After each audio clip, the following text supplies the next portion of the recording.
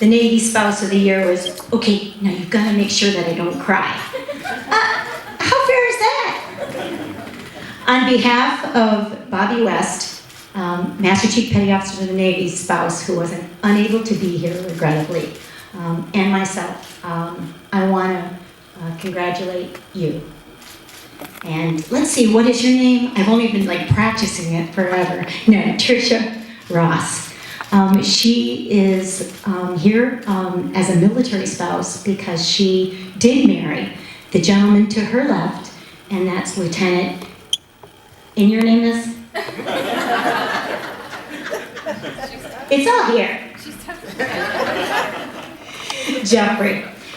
They are blessed with children that you saw their picture in the magazine. I encourage you to take the opportunity to read her bio and go on the website and find out all the many things that she's done. I'm not going to go into them today, but I want to tell you that Lindy's 10, Kylie's 8, Gavin's 6, and Taryn's 4, or actually almost 4. She celebrates a birthday this weekend. So Military Spouse of the Year, Navy, has got to go from here, get back, birthday girl, then fly back to DC for some event over the weekend. So I guess she's going to have a pretty busy Mother's Day.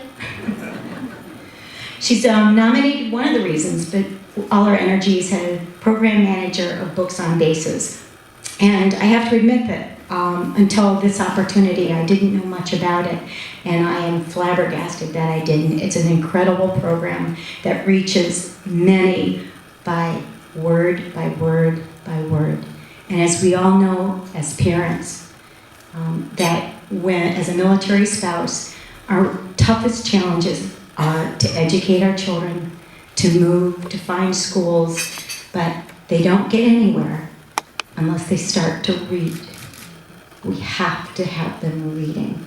And this is a wonderful program that puts books in their hands. It puts books in the hands of their parents and their brothers and sisters, so that this is a huge legacy.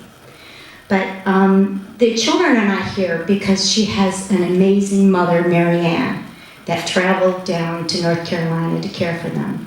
And that's what military families do. So I want to, if this is being recorded, I want to thank Mary Ann for allowing the opportunity for us to. This one over here? I don't care, just as long as it's out there. Oops, I'm sorry. It's about service. All these spouse nominees are about service, and award winners. It's about service. Our Navy has amazing Navy spouses serving around the world. It's really, really competitive, and I see many of you Navy spouses here besides Tricia. So the competition's pretty tough. It's tough to serve, but many of us do. It's about service to your country. It's not about being married, family. In these instances, Tricia, it's about service to your country.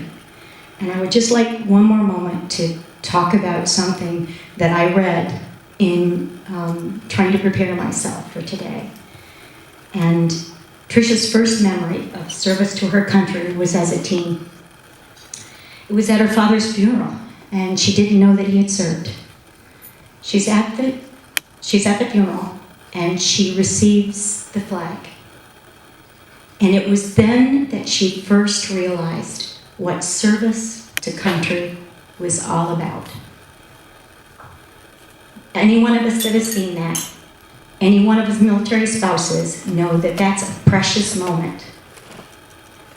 So when the flag is delivered, we know that it's directed to say, I want to thank you on behalf of the President of the United States. We thank you for your father's service.